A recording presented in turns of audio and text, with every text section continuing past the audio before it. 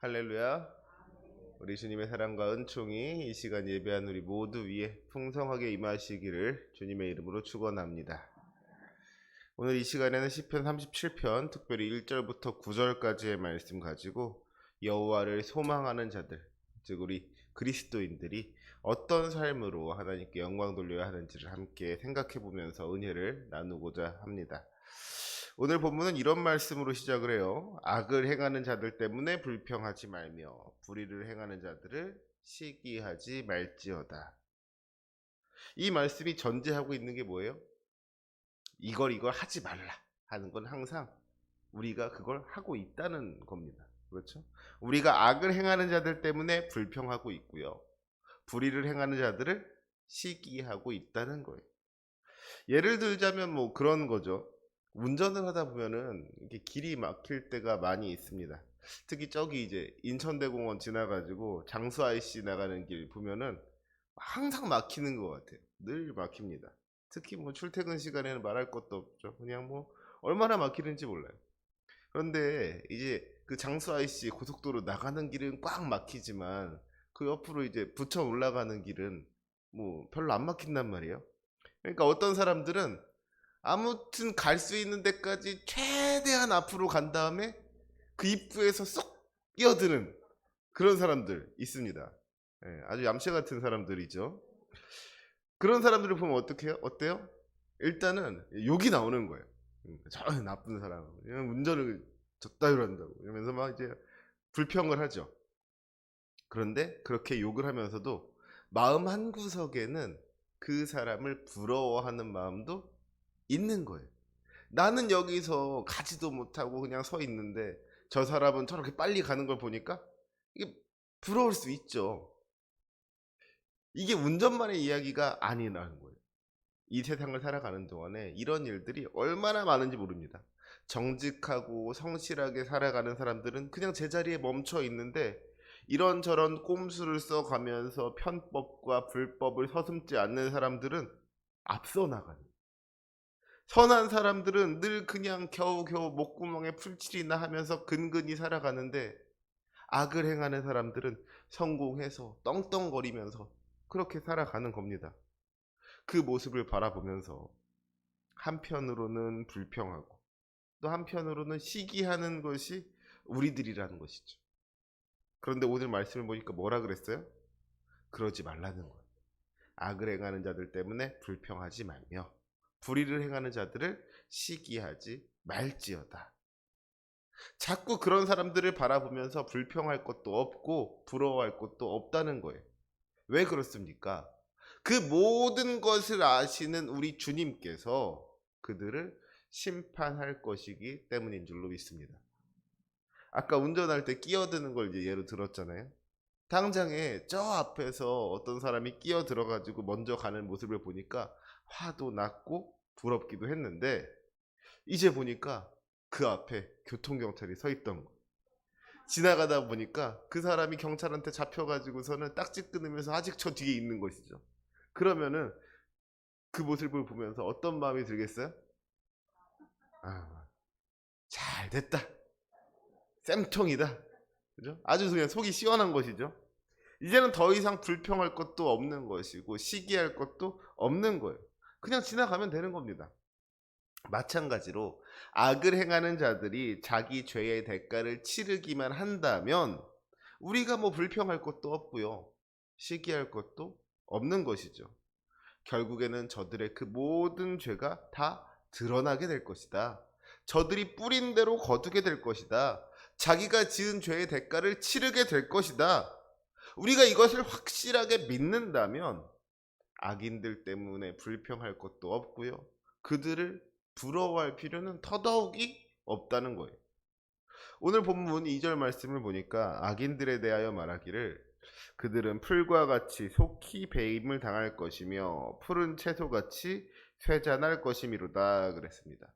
또 9절 말씀해 보니까 진실로 악을 행하는 자들은 끊어질 것이나 여호와를 소망하는 자들은 땅을 차지하리로다 그랬어요. 지금은 악인이 성공하는 것처럼 보이고 승리하는 것처럼 보이지만 그들의 모든 영광은 썩어져 없어질 것이고 마침내 우리 주님께서 심판하실 그날이 오면 그들은 다 끊어지게 될 것이다. 하나님의 백성이 승리하게 될 것이다. 여호와를 소망하는 자들, 다시 말해 믿음으로 살아가는 사람들이, 우리들이 하나님의 나라를 차지하게 될 것이다. 이 믿음 가지고, 이 약속의 말씀을 붙잡고 믿음 가지고 살아갈 수 있는 저와 여러분들이 되시기를 주님의 이름으로 축원합니다. 그래서 우리는 저 악인들한테 너무 신경 쓸 필요가 없는 거예요. 저 사람들이 얼마나 앞서 나가나, 저 사람들이 얼마나 높이 올라갔나, 이런 것들을 자꾸 보다 보니까 우리가 불평하게 되고 시기하게 되는 것이죠. 그런데 그것이 결국에는 우리한테 좋지가 않은 겁니다. 8절 말씀에 뭐라 그랬어요?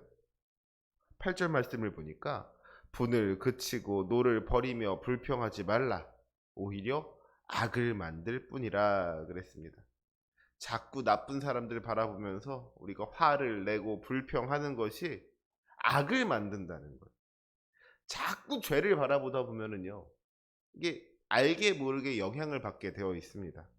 내 안에 미움이 쌓이고 원망이 쌓이는 거예요. 그러다 보면은 내게 주어진 것들에 감사할 수가 없게 되는 것이죠. 나도 그냥 저 사람들처럼 죄 짓고 살 걸 그랬나? 나만 바보같이 착하게 살았나? 이런 생각 드는 것이죠. 저 사람들이 뭘 하든 말든 신경 쓰지 말고 우리는 그냥 우리가 할 일 잘하면 되는 거예요. 내가 어떻게 하나님 뜻대로 살 수가 있을까? 어떻게 하면 하나님께 영광 돌릴 수가 있을까? 이런 것들을 신경 쓰고 이런 것들을 고민해야지 자꾸 악인들을 바라보면 안 된다는 거예요. 그러면 우리 그리스도인들은 어떠한 삶을 살아가야 하는가? 먼저 3절 말씀 같이 한번 읽도록 하겠습니다. 3절입니다. 여호와를 의뢰하고 선을 행하라. 땅에 머무는 동안 그의 성실을 먹을거리로 삼을지어다. 아멘. 우리는 먼저 하나님을 의뢰해야 합니다. 하나님을 굳게 믿고 의지해야 된다는 거예요. 우리 하나님은 주님을 의지하는 자에게 은혜를 베푸시는 주님이신 줄로 믿습니다. 생각해 보면은 이게 참 재밌는 일이에요. 하나님께서 우리에게 원하시는 것이 우리가 하나님을 위해서 무언가를 하는 것이 아니라 그저 하나님을 의지하는 것이다. 하나님께 도와달라 그러는 것이다. 그래서 하나님께서 우리를 도와주시는 것이다 하는 것이죠. 우리가 하나님을 위해서 뭐 예물을 드리고 찬송을 하고 이런 것들도 물론 기뻐하시지만 그 전에 주님께서 우리에게 원하시는 것이 사실은 우리가 주님을 의지하는 것. 그래서 주님께서 우리에게 복 주시는 것, 은혜를 베풀어 주시는 것, 이거를 더 기뻐하신다는 겁니다. 5절에도 비슷한 말씀 기록되어 있죠. 내 길을 여호와께 맡기라. 그를 의지하면 그가 이루시고 그랬습니다. 우리가 주님을 의지하고 주님께 맡겨드리면 주님께서 이루어 주신다는 거예요. 우리의 모든 문제를 해결하여 주시고 우리의 꿈과 소망을 이루어 주시는 분, 그분이 우리 주님이시라는 것이죠. 그러니까 주님께서 우리에게 무언가를 받는 것보다도 우리에게 무언가를 주시는 것, 그걸 더 기뻐하신다는 거예요. 얼마나 감사한 일입니까? 우리 주님 참 너무나도 좋으신 주님이시죠. 그런 주님께서 가장 싫어하시는 게 뭐예요? 바로 우상 숭배입니다. 우상 숭배가 별게 아니에요. 하나님이 아닌 다른 것을 의지하면 그것이 바로 우상 숭배입니다. 무슨 일이 있을 때 자기 힘을 의지하는 사람은 자기를 우상으로 만드는 것이고요. 다른 사람의 도움을 의지하는 사람은 그 사람을 우상으로 만드는 거예요. 돈으로 문제를 해결하려는 사람, 이 돈을 우상으로 만드는 것이고요. 권력으로 문제를 해결하는 사람, 권력이라는 우상을 섬기는 겁니다. 하나님이 아닌 다른 것을 의지하는 것. 그것이 바로 하나님께서 가장 싫어하시는 우상 숭배라는 것을 우리가 알아야 된다는 거예요. 주님께서 그것을 가증하게 여기신다 그랬습니다.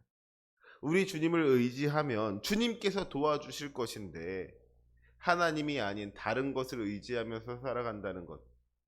사실 이것이 얼마나 어리석은 일입니까? 바라기는 우리가 주님만을 의지하며 살아갈 수 있기를 원합니다.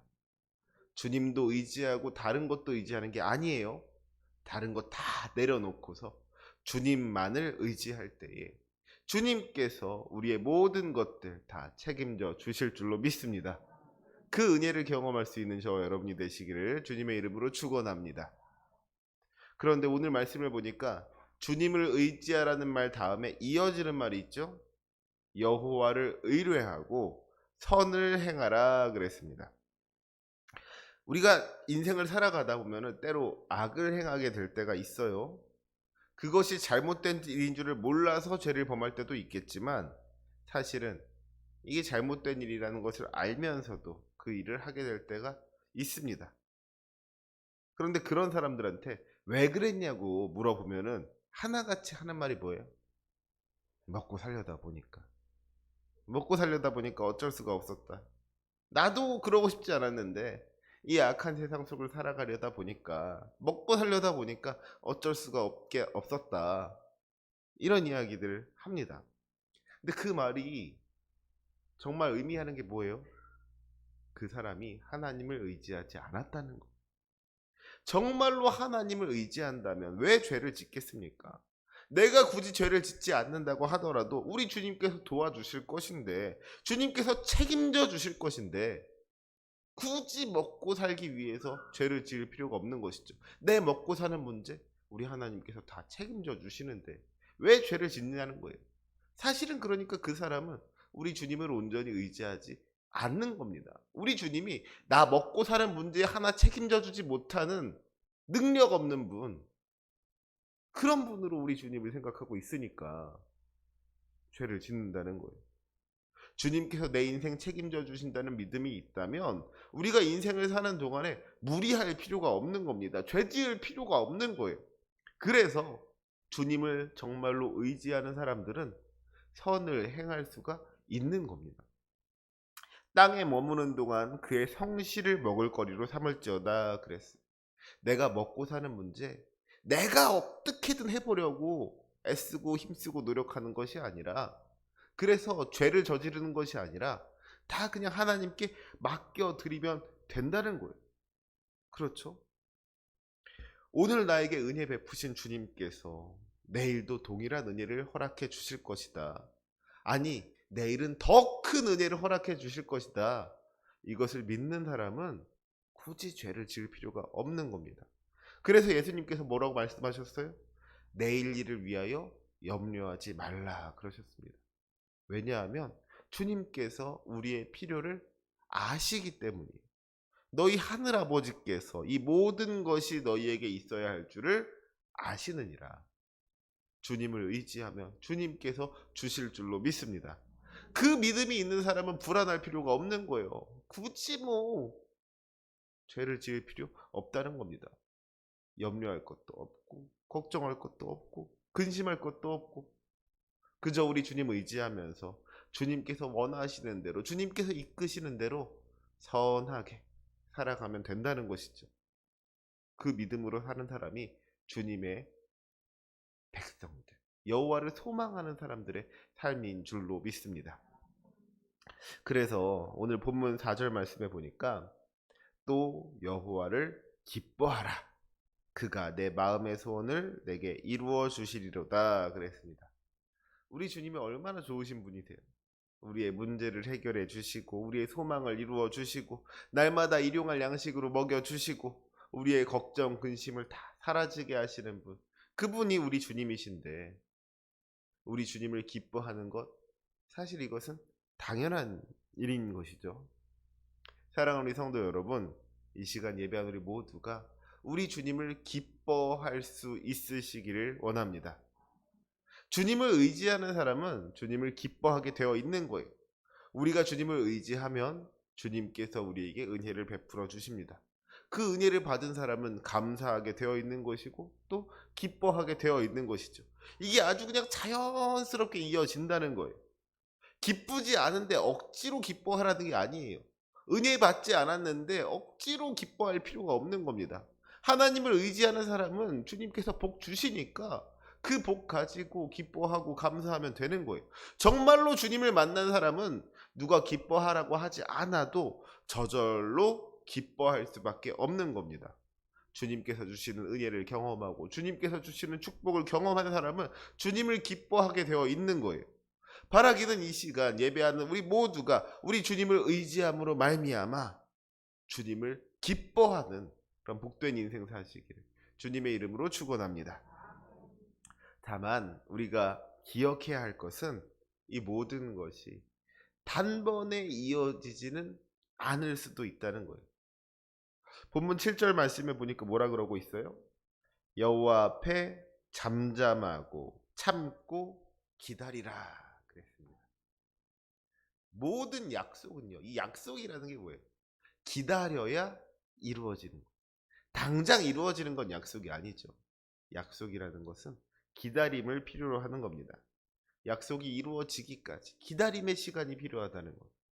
왜 이런 기다림의 시간이 필요할까를 이제 묵상하던 중에 에스겔 33장의 말씀을 읽게 되었어요. 우리 에스겔 33장 18절과 19절의 말씀을 제가 읽어드리도록 하겠습니다. 만일 의인이 돌이켜 그 공의에서 떠나 죄악을 범하면 그가 그 가운데에서 죽을 것이고 만일 악인이 돌이켜 그 악에서 떠나 정의와 공의대로 행하면 그가 그로 말미암아 살리라. 참 무서운 말씀이죠. 비록 의인이라고 할지라도 그가 주님의 뜻을 떠나서 죄를 범하게 된다면 죽게 될 것이고 반대로 악인이라고 할지라도 그가 회개하고 주님께로 돌아오면 살게 될 것이라는 말씀이에요. 그러니까 어떻게 보면은 지금 의인인가 악인인가 하는 것보다 더 중요한 것이 주님께서 심판하실 그날에 의인인가 악인인가 하는 거라는 것이죠. 지금 주님을 의지하고 살아가는 사람은 이 기다림의 시간 동안에 끝까지 주님 손 놓지 않고 살아가야 되는 거예요. 이 기다림의 시간이 그러니까 어떻게 보면 훈련의 시간이고 또 시험의 시간인 것이죠. 세상의 유혹 속에서도 주님 손 놓지 않고 끝까지 믿음을 지킬 수 있는가 하는 것을 주님께서 보신다는 거예요. 반대로 지금 주님을 의지하지 아니하고 죄악 가운데서 살아가는 사람들에게 이 기다림의 시간은 잘못된 삶을 돌이켜서 회개할 수 있는 그런 기회가 되는 것이죠. 그래서 베드로후서 3장 9절 말씀에 보니까 뭐라 그랬어요? 주의 약속은 어떤 이들이 더디다고 생각하는 것 같이 더딘 것이 아니라 오직 주께서는 너희를 대하여 오래 참으사 아무도 멸망하지 아니하고 다 회개하기에 이르기를 원하시는도다. 사랑하는 우리 성도 여러분, 이 시간 우리의 모습을 좀 돌아봤으면 좋겠습니다. 우리의 모습을 좀 점검해 봤으면 좋겠어요. 지금 우리는 주님을 의지하고 있습니까? 우리 삶의 모든 문제를 우리 주님께 다 맡겨드리고 있습니까? 주님을 기뻐하며 살아가고 있습니까? 그렇다면 그 믿음 끝까지 붙잡을 수 있으시길 원합니다. 그리고 혹시라도 지금 우리 안에 온전히 회개하지 못한 죄의 문제가 남아있다면 지금이라도 그 모든 죄 회개하고 주님 앞으로 나올 수 있으시길 원합니다. 죄의 삭은 사망이요 하나님의 은사는 그리스도 예수 우리 주 안에 있는 영생이니라. 이 시간 예배한 우리 모두가 죄로부터 벗어나서 주님 주시는 그 영원한 생명을 누리는 복된 삶이 되시기를 주님의 이름으로 축원합니다. 아멘. 기도하시겠습니다.